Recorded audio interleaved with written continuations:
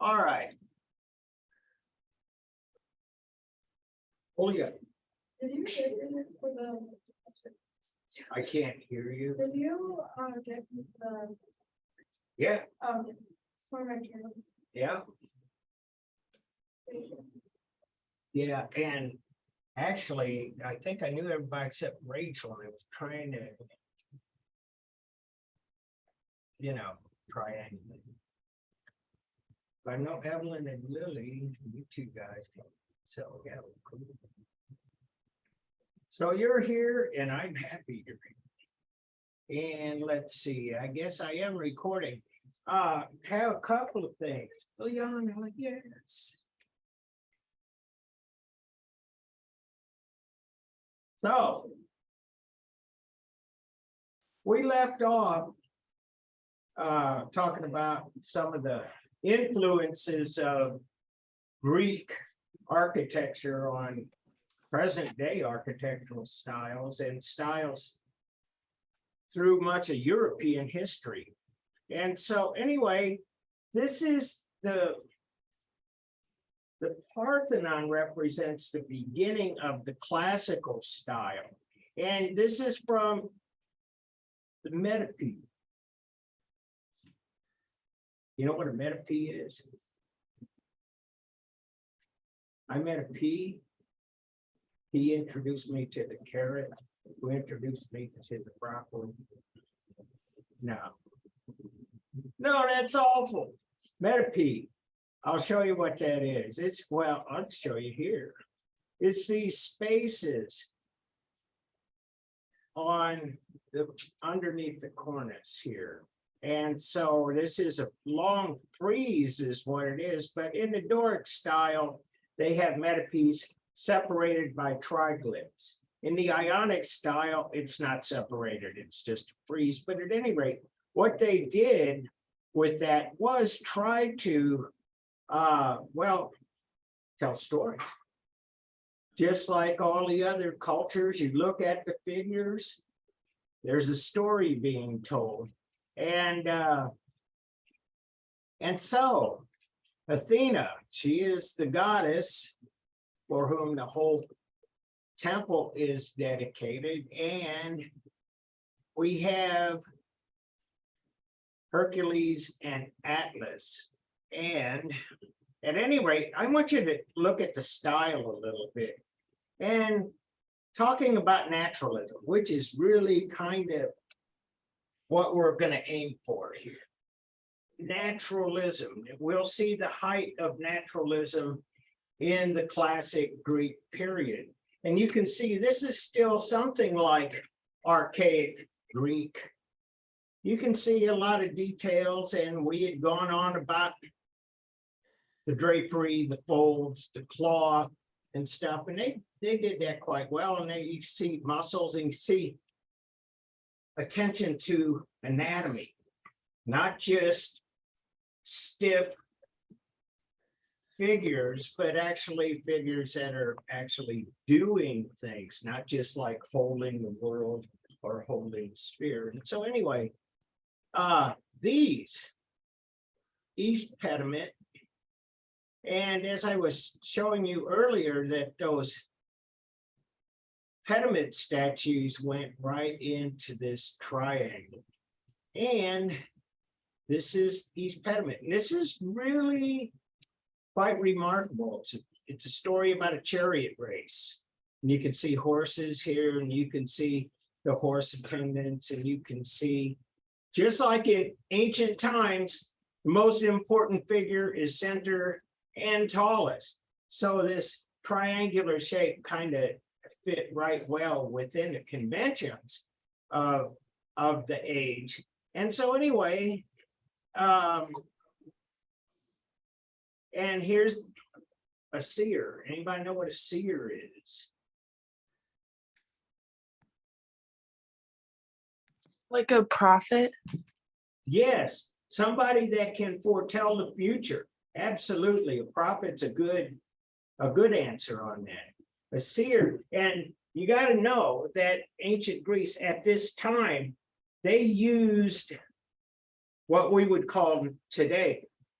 There was a lot of superstition in their beliefs, and they had a seer would be basically a male prophet, fortune teller, and an oracle would be a woman who could foresee future events. And they were so wrapped up in this that when they did things, when they made major decisions, they would consult a seer or an oracle.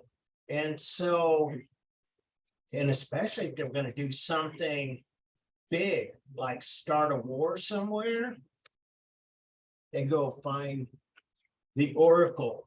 And we still see like some remnants of some of that stuff. How many of you have seen the Wizard of Oz? Yeah, good. That's what? Honestly, Who hasn't? Yeah. Well, I always ask. But what does the good witch of the East isn't she the one with the crystal ball? And she looks inside the crystal ball and says, there's danger ahead. Whatever.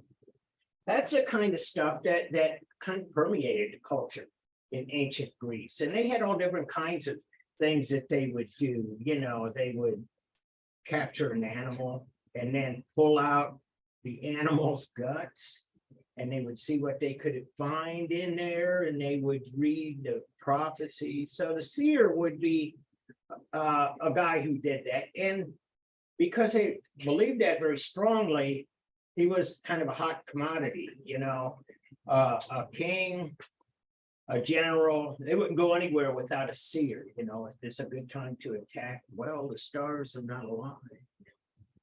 You must wait for 3 days. Hey, we still have that yet today. Astrology, it's in the paper. You guys know your sign. Do you know how things will line up for you? This comes right out of this age. And so there are many things, even though the religion, the culture, and so many things have changed, there are still a lot of remnants of ancient Greek practices. And the ancient Greeks were pretty much recognized still today for their knowledge.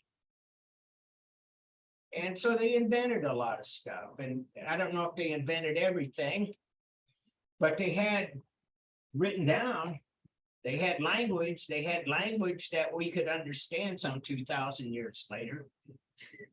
So a lot of things that we talk about is based, well, a lot of things we learn in higher education come right out of ancient Greece. Philosophy.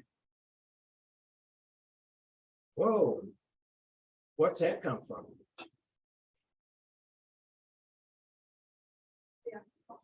Yeah. Yeah, it's Greek. It's 2 words, philo and Sophie or sophist. Philo is love. It's a kind of love. In fact, the Greeks broke down love into various kinds of love. And so they have platonic love, like brother and sister, family, platonic love, right out of Plato. Whoa, he's a Greek. Just say it. How about this? Eros, erotic love.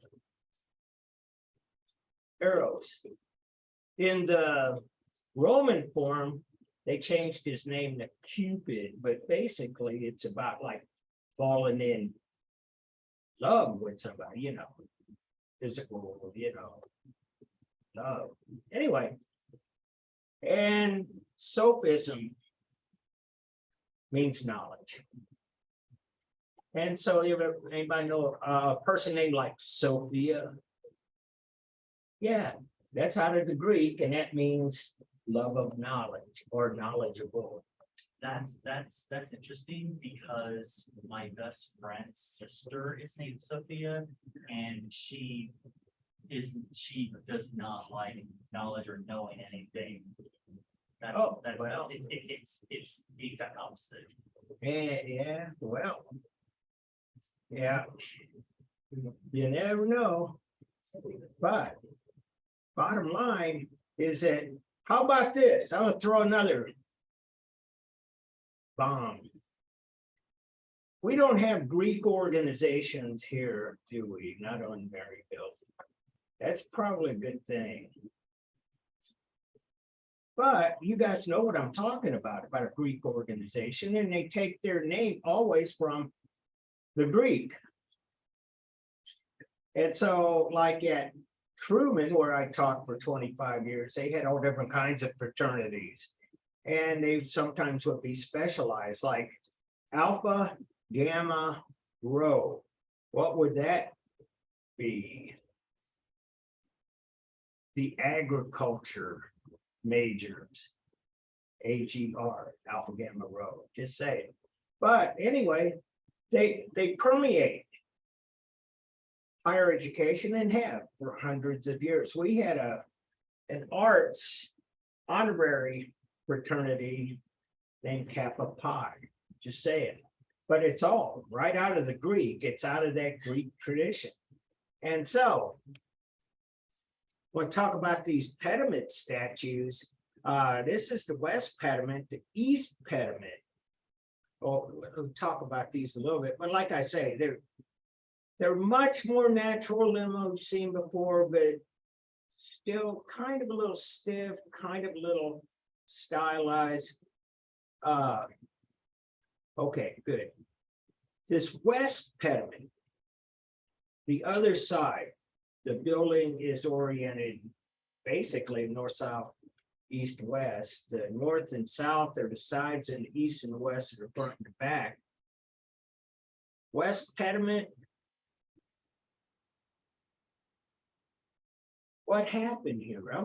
You know what I'm going to do? I'm going to show you this in no uncertain terms. Got to move this, move that.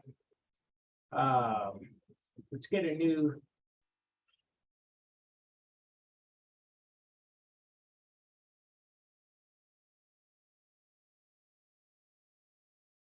Oh, Elgin Marbles.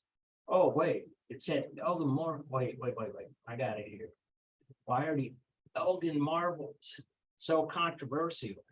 And so basically what they were, the removal of the so-called Elgin Marbles has long been described as an egregious act of imperial plunder. So where would you find the Elgin Marbles? Where are they located? Let's see. Here we go. Location. British Museum, London. And so Greece. I'm gonna get back to my PowerPoint and make sure I got the share right. And looks like we did. Very good. What happened early 19th century? British admiral, a royal, goes in, sails into Athens, and he finds this Parthenon, and you saw all of the debris lying around the building still yet to this day. But he found the pediment statues still intact. So what did he do? He got his sailors that climbed up the hill, took them down, put them on a boat, and went back to England. And so it says, why are they so controversial? Bottom line, plunder.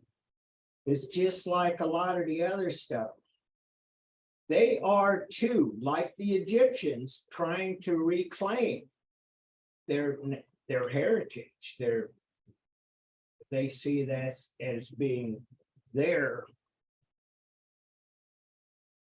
statues, and in fact, they're trying to rebuild the Parthenon too, and so it would be nice to have as many original pieces as you possibly could have. But anyway, Lord Elgin, there was some sort of magistrate in charge of Athens at the time, and he signed something that essentially gave the marbles to the English or something, you know. Anyway, they got some kind of bill of sale for it, but bottom line, still fighting over it. Krytos boy, and this is from the Acropolis. And we're seeing it, it's getting more and more natural as we go along. Warrior of the Sea off Riace, Italy. And so we find a lot of these, and I'll talk about this. What we have is bronze. And this is the circa classical Greek. But what happens with all of these really cool Greek sculptures is that about 300, 400 years after this, the Romans take over. And in some cases, they just take the sculpture back with them. But in a lot of cases, they use the sculpture, the Greek sculptures as a way to make a form so that they could cast these marbles as bronze statues. And so they end up being identical copies. It's they're more or less clones, but at any rate, you can still see a couple of things here that are kind of a throwback.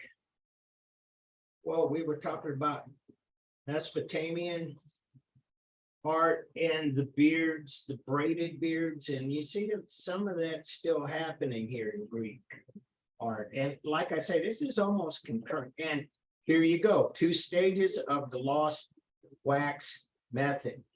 And so bronze casting.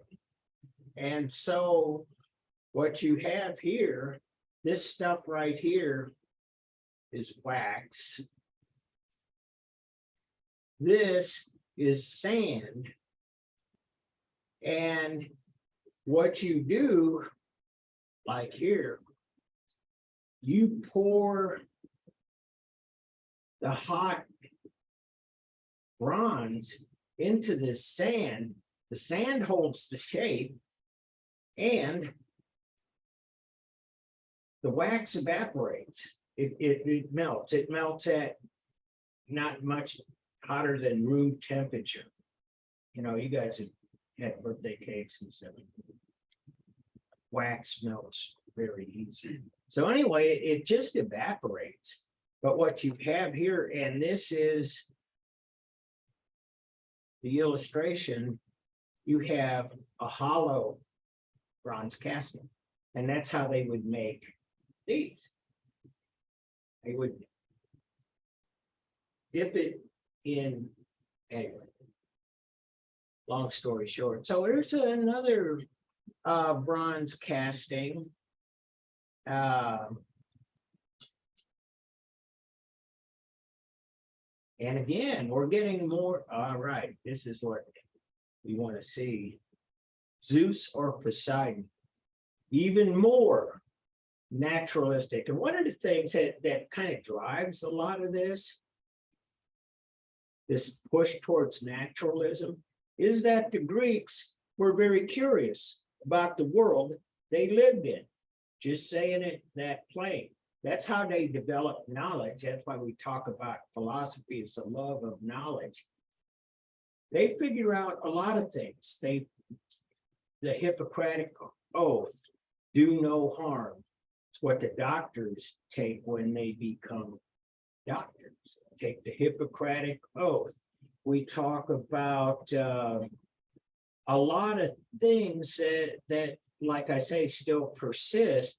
We see that Greeks take interest in mathematics. In fact, the word geometry, well, you guys know what geometry is. That's out of the Greek. It's invented by the Greeks. Euclid invented geometry. Bottom line, geo means earth. Metry means metric, measuring the earth. Anyway, so we're getting there. They're looking more closely at the human anatomy. We don't really know exactly why the previous cultures didn't do it, but it's suspected that there were moral, religious issues about being maybe a little too fascinated by the human body. Here we go, Myron, the discus thrower from Equiline Hill, Rome, Italy, copy of a bronze statue. And this is marble, so this is like the opposite of what I was talking about. It would take the bronze, and you can do that if you have calipers, for example. You can take measurements all over the statue and basically carve an identical piece, just like tracing, except in 3 dimensions. But at any rate, a discus thrower. Another thing that the Greeks were very into, was talking about the human body, they were into athleticism too. In fact, that's obviously where we get our modern day Olympic Games, and a lot of the same sports, a lot of the same events come right out of ancient Greece. And so throwing a discus, any guys discus throwers? No, track and field. My daughter was a discus thrower. She was real small, but she was strong. I remember taking her to track meets. And whoa. Anyway, I'm just a proud dad, just talking. But at any rate, yeah, I want to kind of point this out too. This is something you'll start to see a lot more of in sculpture, especially marble sculpture. And so that is designed as some kind of pseudo tree trunk or something. You'll see that come up a lot. This becomes an issue because when you cut in the marble, if that prop wasn't there, it would be held up by this and this angles. And it would be so top heavy that it would break off. And so some of the Renaissance marble statues, the great statue of David by Michelangelo, has something like this by his leg. You got to do it. It's the limitations of the medium. But look at this. This is, like I say, we're moving towards naturalism. Let's zoom in on this.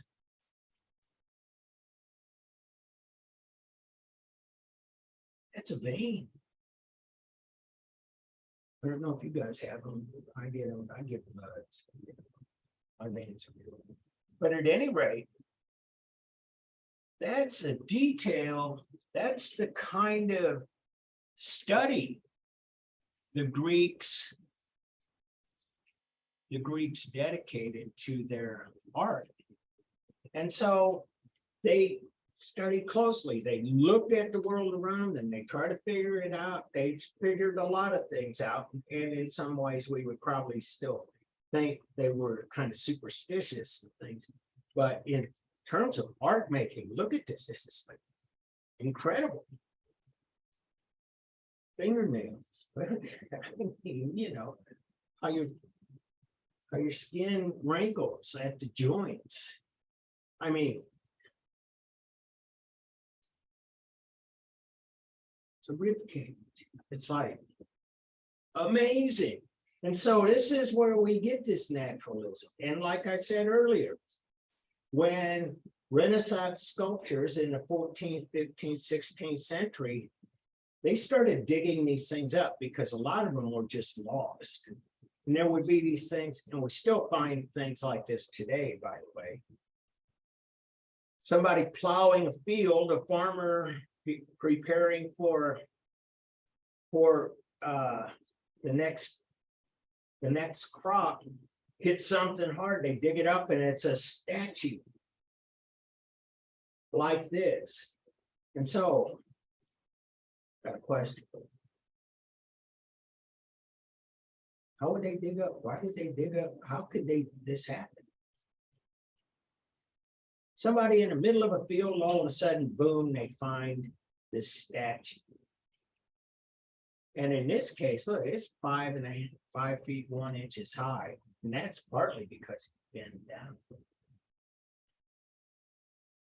Well, the theories are numerous, but I'll tell you what probably the prevailing theory is that over the centuries, Greece and Rome have been plundered.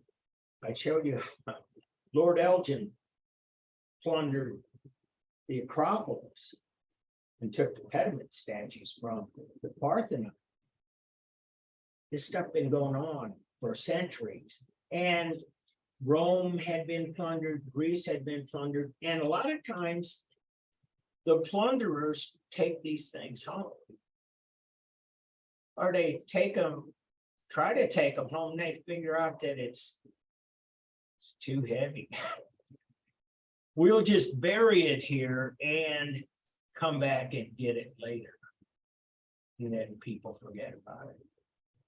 But, you know, if you get in a hurry, you got a bunch of mad Romans trying to chase you down and get their stuff back. You know, burying it somewhere, come back later. Sounds like a pretty good idea.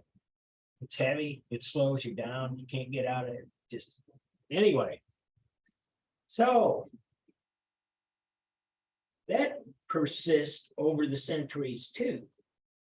You guys, if you watch SpongeBob, you'll see this. College class talking about SpongeBob. Bottom line, they always talk about buried treasures, don't they? And stuff like that.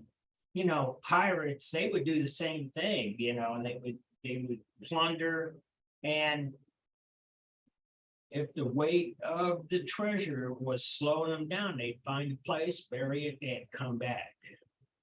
So when you find these treasure maps, if they're not fake, might lead you to something, you know. But anyway, it's an old ploy.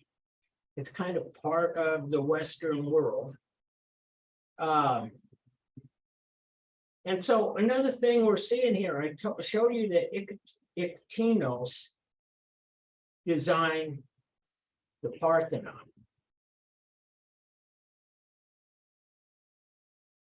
Polykleitos sculpted this. This is a Roman copy again, but this is his sculpture. And point out those props here. You got this sort of tree stump here holding up the leg, and then you got this other block here holding the wrist so that the arm won't break off. But here, look, more realism was their goal. And arguably, the other cultures were not that interested in realism. They might have been more interested in storytelling, symbols, language, whatever. But the Greeks were very much trying exactly to do this. Naturalism. And so another copy of a bronze statue again.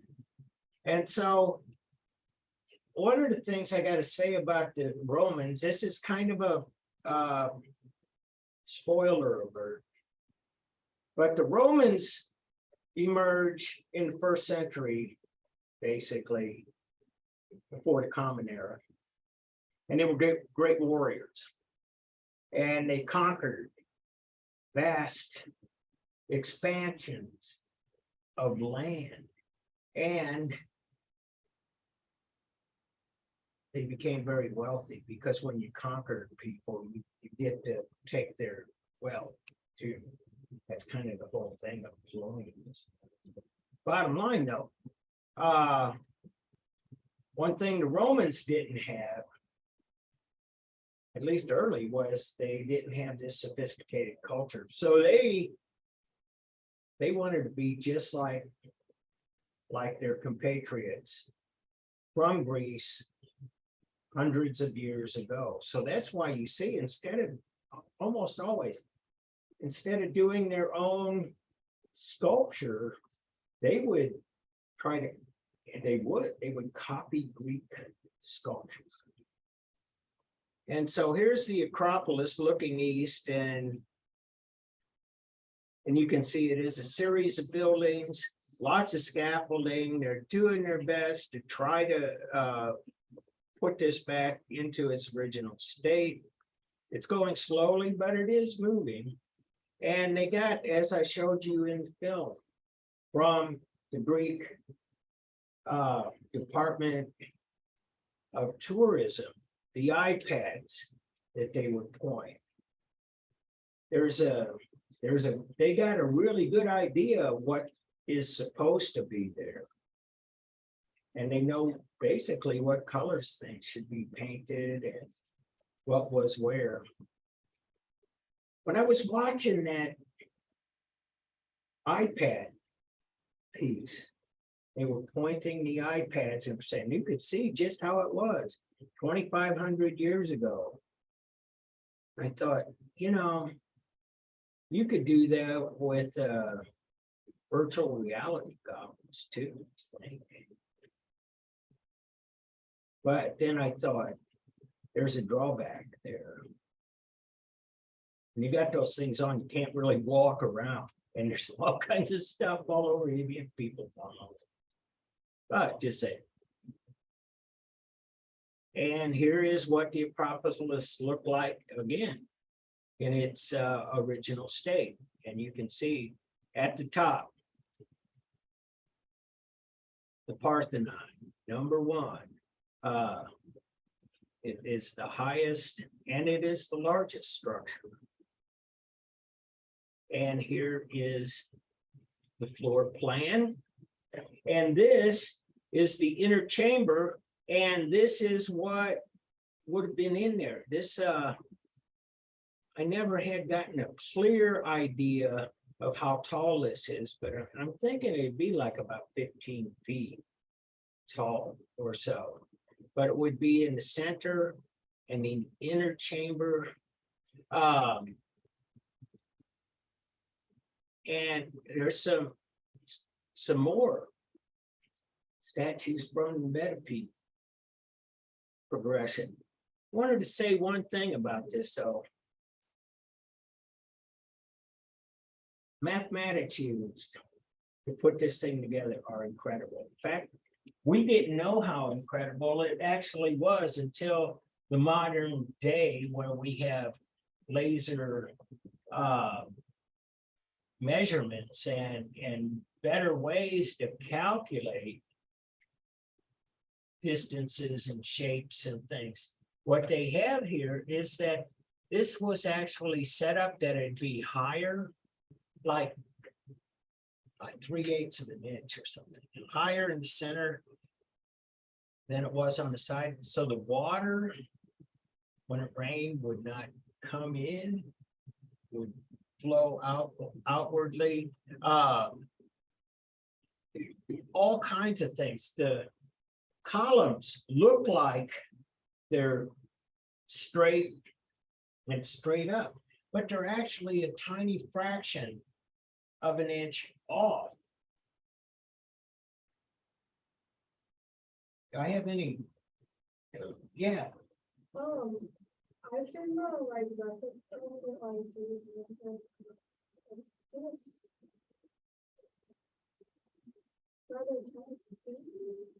Nashville. National. Yeah.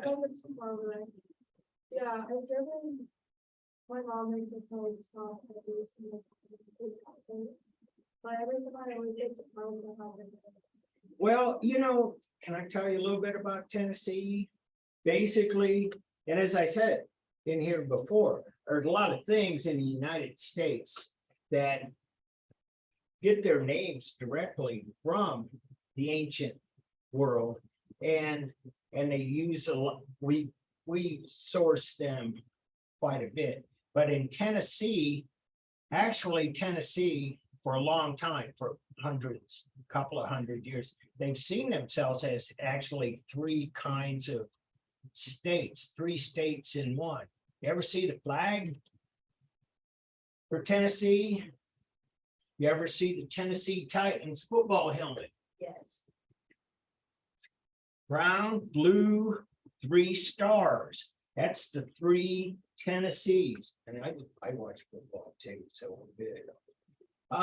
Bottom line is they look at themselves as being three different states, three different cultures.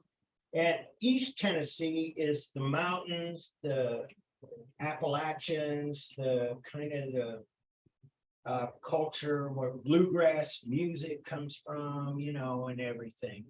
Then there's Central Tennessee, and they think that Nashville is the Athens of the South, which is why they have a Parthenon there. And West Tennessee sees themselves as being very distinct from that, and they identify more with the Mississippi and the Delta and the blues. And guess what? Their big attraction is, aside from Graceland, they built a pyramid. So they kind of more identify with the Egyptians, the Greeks, and anyway.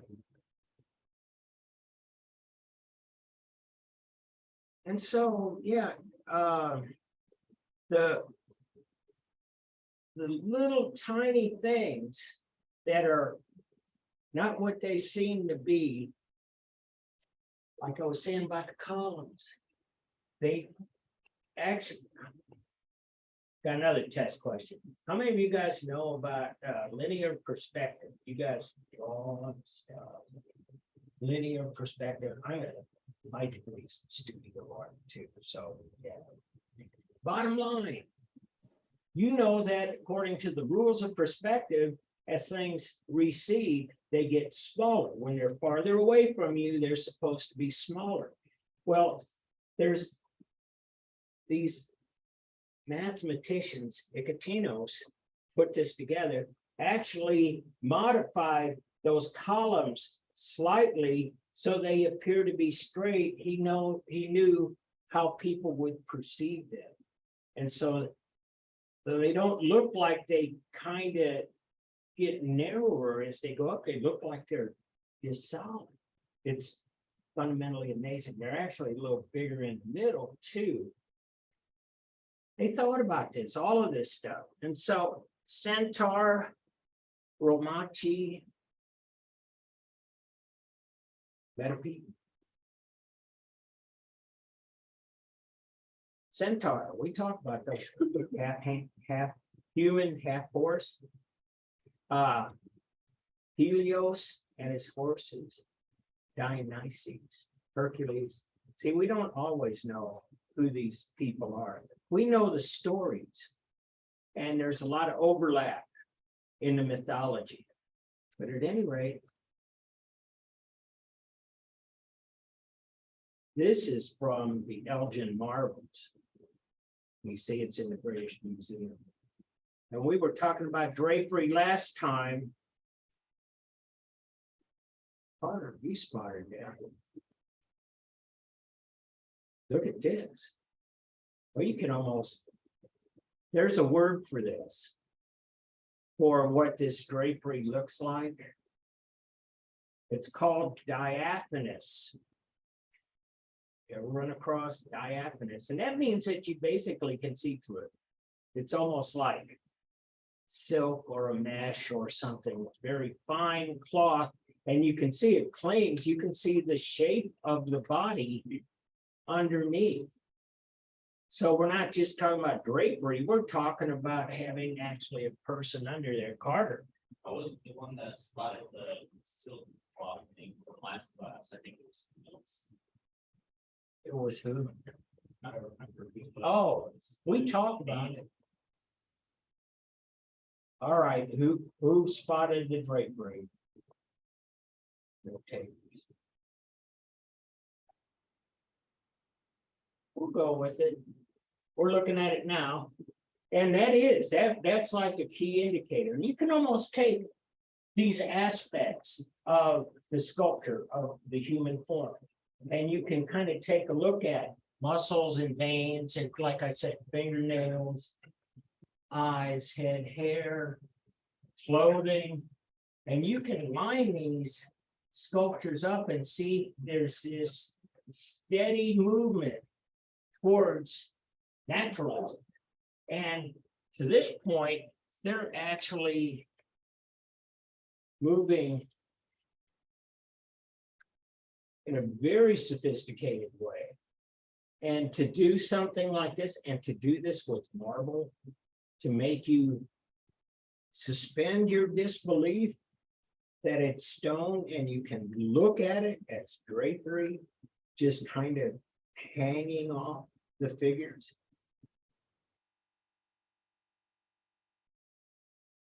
And so these are all pediment statues, and they're basically marbles. And again, part of what Lord Elgin called back home. See if he's got any. You don't see it. River God from the Parthenon. And even though these are broken up and they're really old, you can see how magnificent they must have been in their original state. And so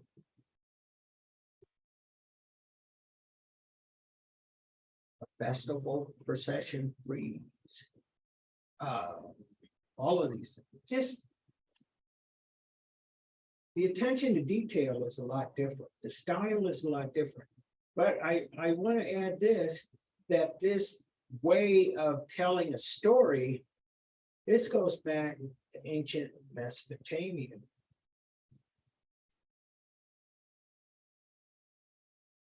And so we saw this on the standard of herb, bringing offerings. And a lot of times, this is how they carry things, put them on their head, exactly like that. And so this is yet a different building on the Acropolis. And Erich Theon, is it for me? They're trying to track me down. Anyway, you can see here, in this case, they actually used the sculptures as the columns, which is kind of the first time we've seen that happen, and we'll see more of that happen as time goes on. One of the things I'll point out here too is they got this place lit up and it's spectacular. And so you go to Athens at night and it's just fabulous. Erich Theon, here's floor plan. And here are those statues I was talking about.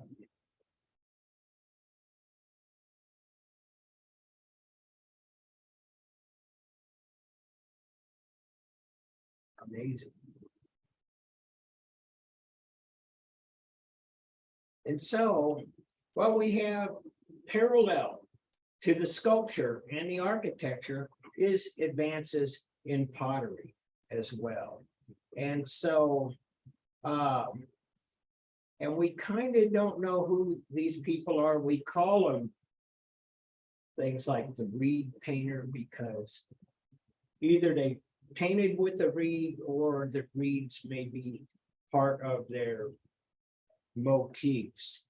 But at any rate, neobit painter. Calyx crater, it's a big thing for mixing water and wine. And it's got these handles, and it's only like 2 feet high, but it's a mixing bowl. And yes, Why would you mix water and wine? now that's a good question. And I don't have a definitive answer, but I got an educated guess. And that is that in ancient times, these peoples in Egypt, Middle East, Greece, Rome, they made alcoholic beverages. We got evidence that they made beer and wine.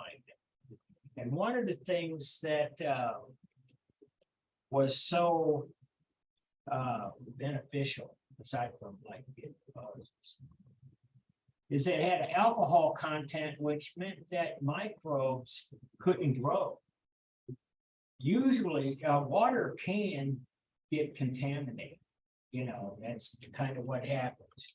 You have water, insects, mosquitoes lay eggs, and they got larvae, got all kinds of things going on.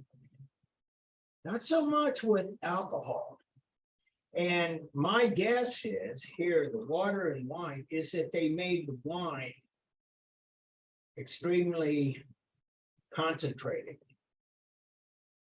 So concentrated, it would be kind of like a whiskey or something.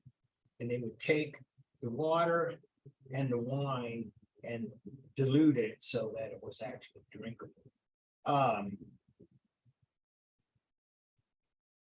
So that's what I got. I might see if I can find it more definitive, but I'm pretty sure that's right. Ancient people, water's an issue. It's hard to keep it clean, you know. We've heard of what's happened in Jackson, Mississippi this last couple of months. Water's contaminated, get boil orders, got all this stuff. It's hard to keep it safe. And so I got to get to something else here. I want to talk more about this, but I do want to show you one last issue, and that is Hellenistic. After Alexander the Great, who died in 323 BCE. Look at this. We talked about ordinary subjects. I showed you those different eras, different ages, different periods of Greek art, archaic, geometric, classical, Hellenistic, post Alexander the Great. And they talk about ordinary people and highly emotional subjects. And so this guy here, he's just killed his wife, Gallic chieftain. He killed his wife, he's going to kill himself. Doesn't want to be conquered. This is the way to just save face. Just as a matter of honor. And so here he is. He's just about ready to shove that sword right there. There's a place right here on the inside of your clavicle. You shove down, there's no bones in the way. You can just actually stab right to your vital organs, especially your heart, and boom, you're dead.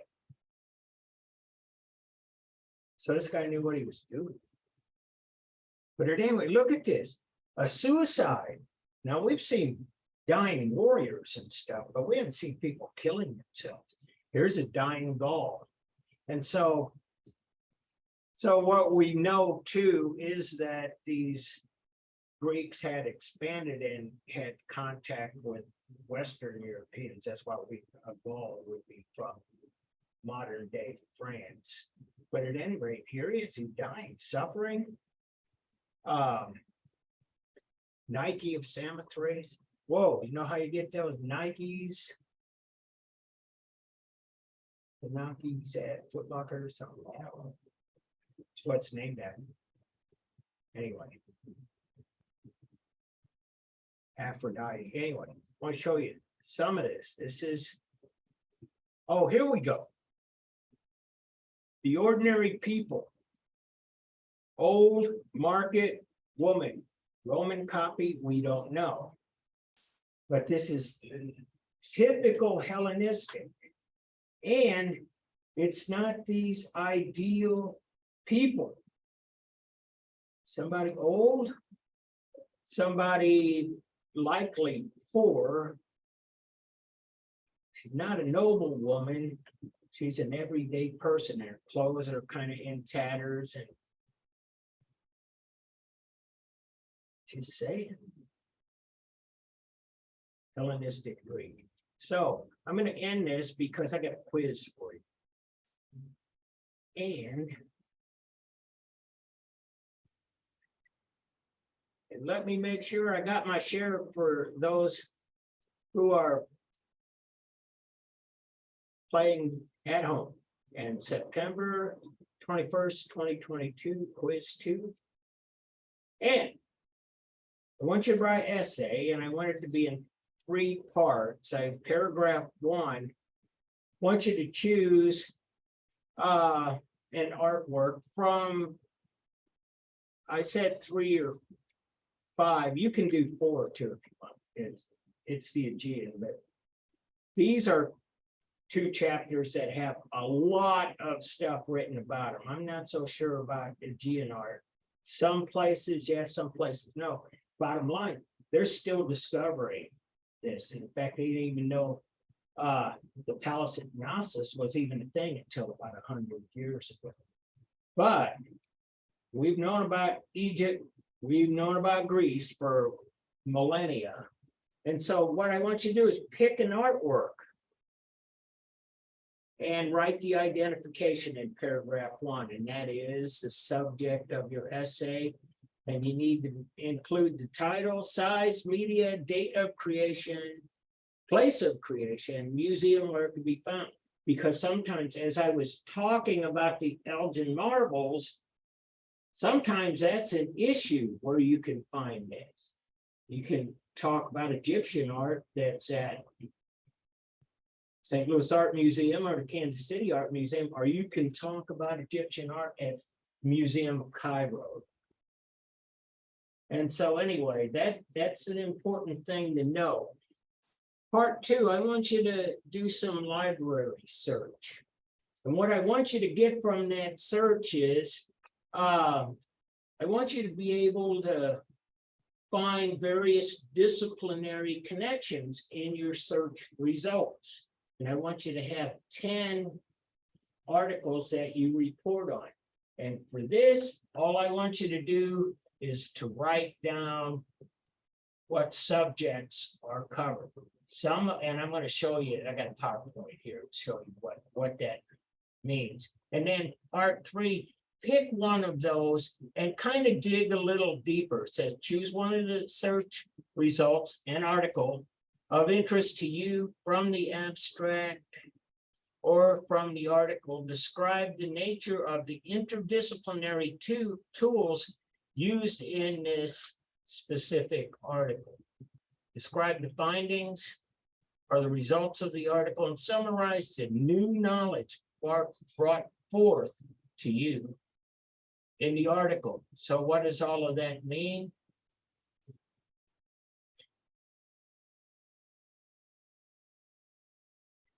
Put a PowerPoint here, so hopefully you'll get to see what I'm talking about. So that's the title page. Gotta go to the library. So this is the library homepage, the address, the URL is right there on top. And so what I want you to do is go there and underneath that last slide, you have this. I had to scroll down and take a different screenshot because it's not all on the same screen, but it's on the same page. And so I wrote the Parthenon, just talked about it. You're familiar with it. And basically I clicked this, articles, Parthenon, and search. And really, I just wrote Parthenon, the library software, put the rest of this in because I clicked on it. Anyway, you click search, and this is what you should find. Parthenon, search, and what I want you to do before you go any farther, see, this is like 24,000 hits.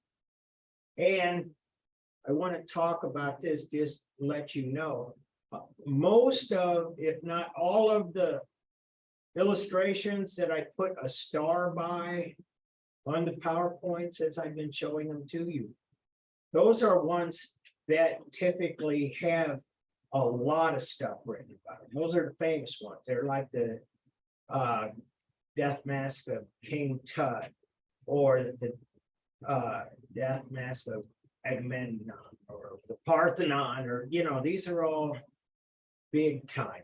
But at any rate, what I want you to do at this point, though, is I want you to limit your search and click full text and peer review.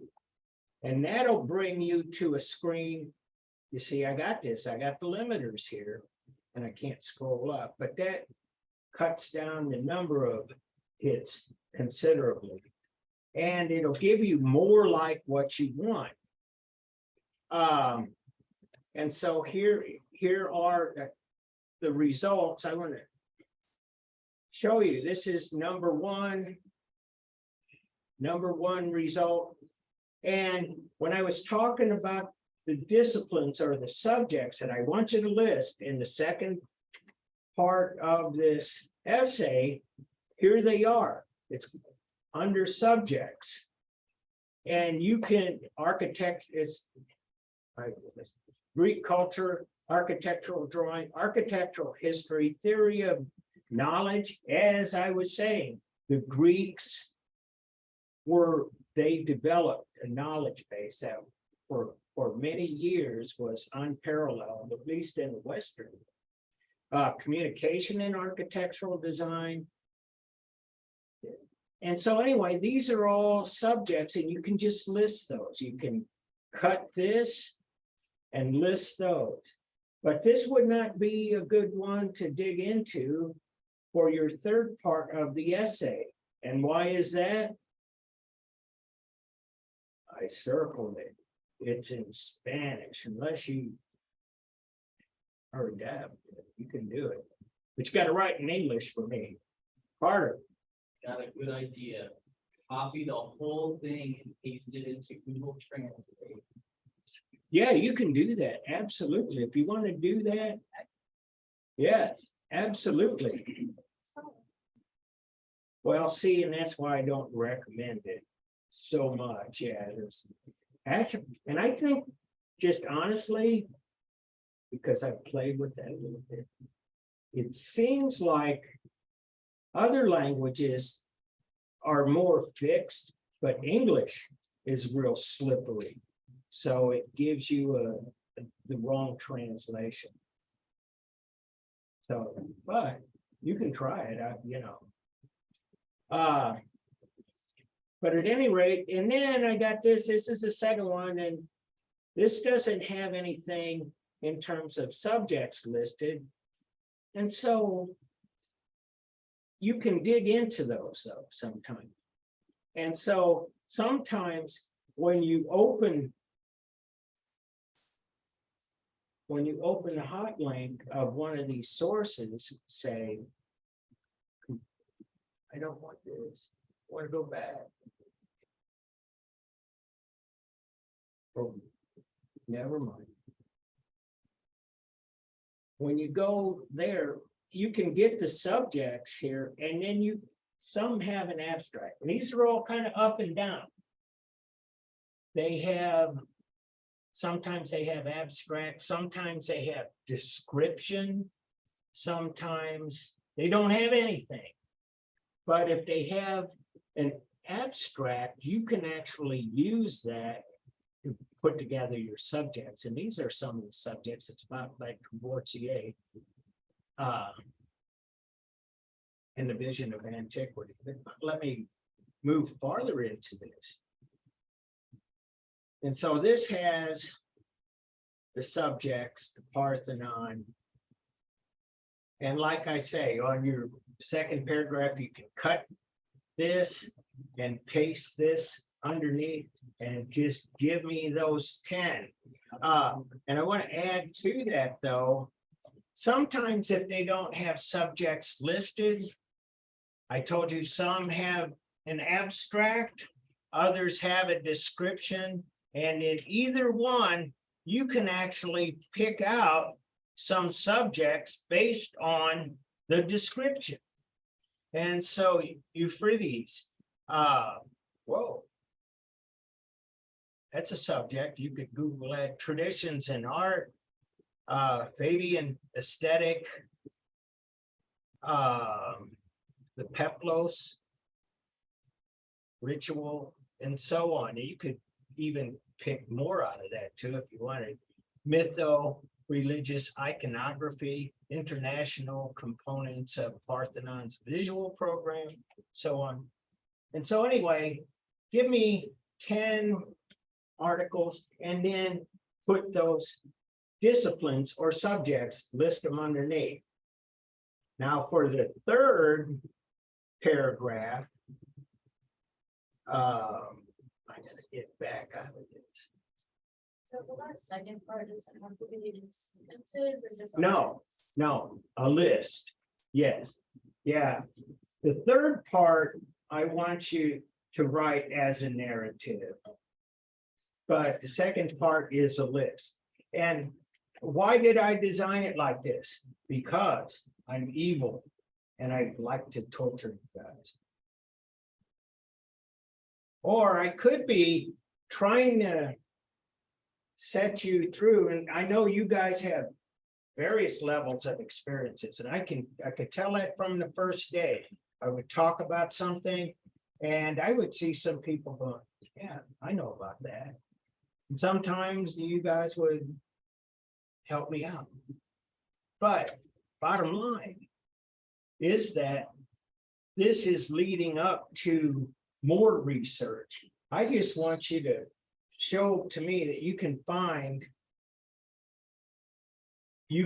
navigate this thing and you can tell me what 10 of these are about, what subjects they cover. And I think you'll be surprised at the wide range of subjects. Because to me, how should I be humble?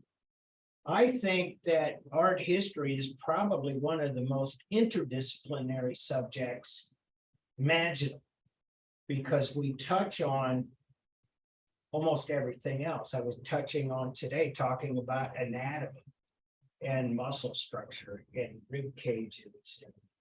And we were talking about geometry and how that fits into the architecture of the Parthenon and stuff. You can, and then I was talking about the seer and the mythology and the ancient religions and stuff.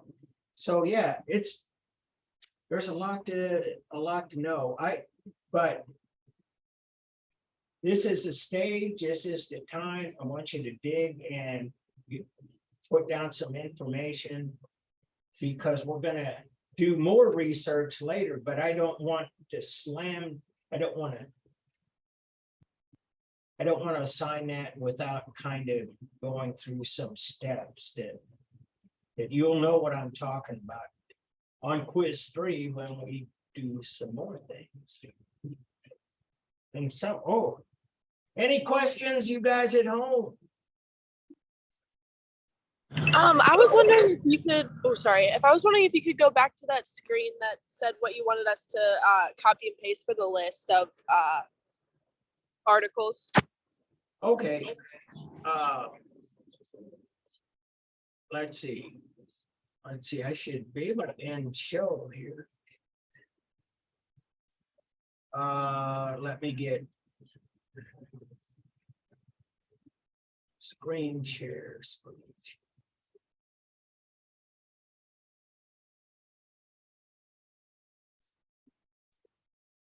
And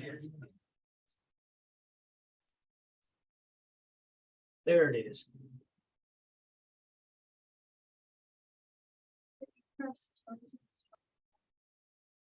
Oh, there we go. Yeah, it was. Save. Thank you. And so, yeah, here's the part 3. Is that what you wanted to know about, Olivia?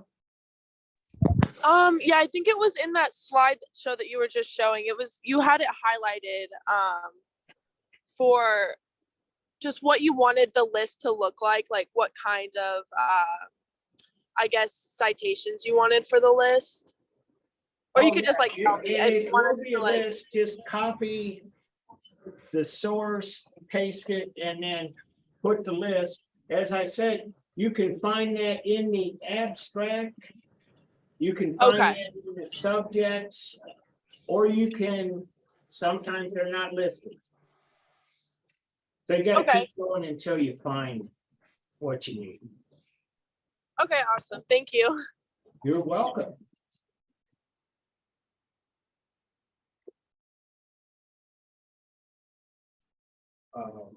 This is the time where I say, have a good week. You know.